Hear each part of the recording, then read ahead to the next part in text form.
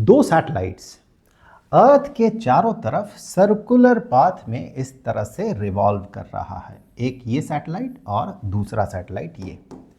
अगर एक सैटेलाइट का हाइट अर्थ के सरफेस से एक सैटेलाइट का हाइट अगर हमें पता हो और साथ ही साथ दोनों सैटेलाइट्स में जो acceleration due to gravity appear कर रहा या एग्जिस्ट कर रहा है वो अगर हमें पता हो, तो क्या हम इस दूसरे सैटेलाइट का height from the surface of earth ये पता कर सकते हैं? चलिए देखते हैं। ये जो क्वेश्चन है ये क्वेश्चन पूछा गया IIT JEE एडवांस्ड 2023 में। तो सबसे पहले तो आप क्वेश्चन को चाहे तो एक बार पढ़ ले और पढ़ के कोशिश करना चाहें तो ज़रूर से कोशिश करें, और हो सके तो क्वेश्चन को आप 1 से 5 तक रेट करें। ओके, आई होप कि आपने कोशिश किया है। तो ऐसा नहीं है कि IIT JEE एडवांस्ड हमेशा बहुत टफ क्वेश्चंस ही पूछता है। इस क्वेश्चन को सॉल्व करते हुए आप खुद डिसाइड करेंगे कि इसका डिफ़िकल्टी लेवल क्या है। तो अभी हम लोग देख लेते हैं सिचुएशन क्या है। जैसे कि हम लोग बात कर रहे थे पिछले वाले स्लाइड में, हमने देखा कि जो दो सैटेलाइट्स हैं, दो सैटेलाइट्स लेट अस से यहाँ पर एक सैटेलाइट और यहाँ पर दूसरा सैटेलाइट, तो कहा गया है कि एक्सीलरेशन ड्यू टू ग्रेविटी इस जगह पे जो है और एक्सीलरेशन ड्यू टू ग्रेविटी इस जगह पे जो है उसका रेशियो जो है उसका रेशियो 36:25 है। यानी कि जो P पॉइंट में, लेट अस से दिस इज P पॉइंट में एक्सीलरेशन ड्यू टू ग्रेविटी अधिक है, ज़्यादा है, तो हम मानेंगे कि वो करीब वाले ऑर्बिट में रिवॉल्व कर रहा है। सामने रहेगा तभी तो एक्सीलरेशन ड्यू टू ग्रेविटी ज़्यादा होगा। हाँ, ये एक इंफॉर्मेशन दिया हुआ है। और दूसरा इंफॉर्मेशन जो है वो ये है कि HP यानी हाइट ऑफ P मतलब अर्थ के सरफेस से वर्टिकली अगर ऊपर की तरफ जाए तो दैट हाइट P तक पहुंचते हुए दैट हाइट यहाँ से यहाँ तक, that height is R divided by 3 whereas R is the radius of earth. ठीक है, इन इंफॉर्मेशन को हम यूज करेंगे। सबसे पहले तो देखिए यहाँ से हम कौन सा इंफॉर्मेशन एक्सट्रैक्ट कर सकते हैं। तो इंफॉर्मेशन एक्सट्रैक्ट करें उससे पहले मैं क्या करता हूँ कि यहाँ पर सेंटर से, अर्थ के सेंटर से मैं इन पॉइंट्स को जोड़ देता हूँ कुछ इस तरह से।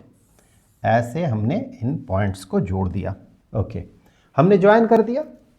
अब हम क्या पाते हैं, कहा गया है कि यहाँ से लेके यहाँ तक का डिस्टेंस, यहाँ से लेके यहाँ तक का distance that is R divided by 3, यहाँ से लेके यहाँ तक का डिस्टेंस। अब एक्सीलरेशन ड्यू टू ग्रेविटी अगर आपको पता करना है तो फिर आपको ये देखना होगा कि सेंटर से यहाँ तक का डिस्टेंस कितना है, उस पर वो निर्भर करता है।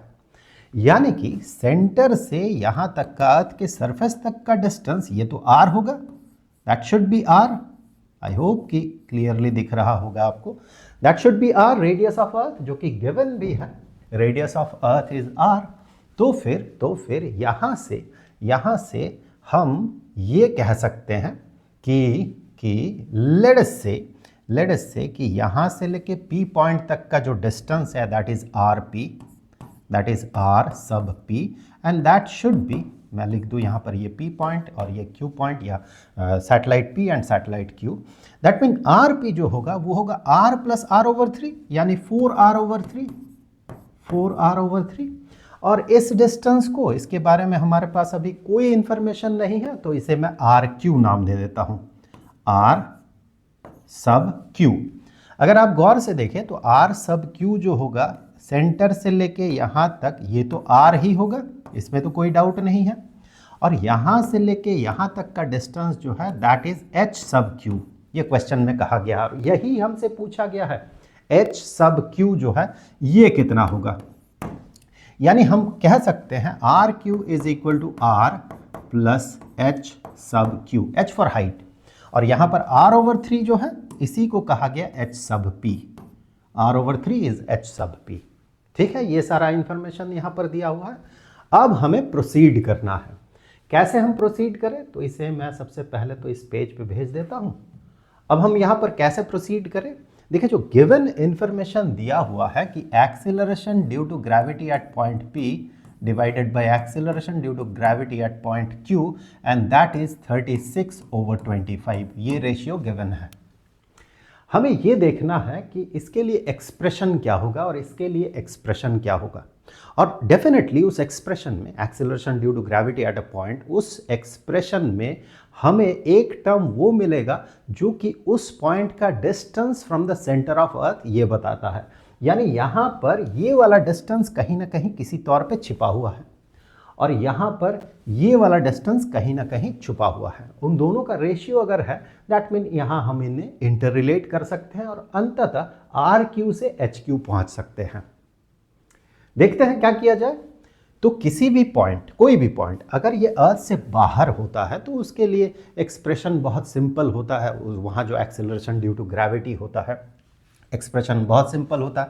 जैसे कि अगर मैं पी पॉइंट की ही बात करूं, यहाँ पी पॉइंट में एक्सेलरेशन ड्यू टू ग्रेविटी जो होगा g at P, that should be universal gravitational constant into mass of earth divided by उस पॉइंट का, इस पॉइंट का distance from centre of earth. वो कितना है? वो है आर पी, उसका स्क्वायर। ठीक है, ये आप यूनिवर्सल लॉ ऑफ ग्रेविटेशन जो है उसी से आप इसे एक्सट्रैक्ट कर सकते हैं। फोर्स पता कर ले, उसे मास से डिवाइड कर दे। यहाँ पर सैटेलाइट का जो मास है उससे आप फोर्स पता करें, फिर सैटेलाइट का मास जो है उससे डिवाइड कर दे तो आपको एक्सेलरेशन मिल जाता है। तो यहाँ पर जो सैटेलाइट का मास है ये तो फोर्स हो गया, लेट अस से m is the mass of satellite, ये तो फोर्स हो गया, और force divided by mass of satellite यानी ये यहाँ से चला जाएगा, वो हो जाएगा एक्सेलरेशन। ये सब आप जानते हैं, मुझे भी पता है, तो मैं जस्ट ऐसे ही मैंने आपसे कह दिया। अब उसी तरह से अगर मैं g एट q पता करूं तो इसी टर्म पे या इसी तरीके से अगर मैं रिप्रेजेंट करूं तो वो हो जाएगा यहाँ डिनोमिनेटर में आर क्यूब का स्क्वायर।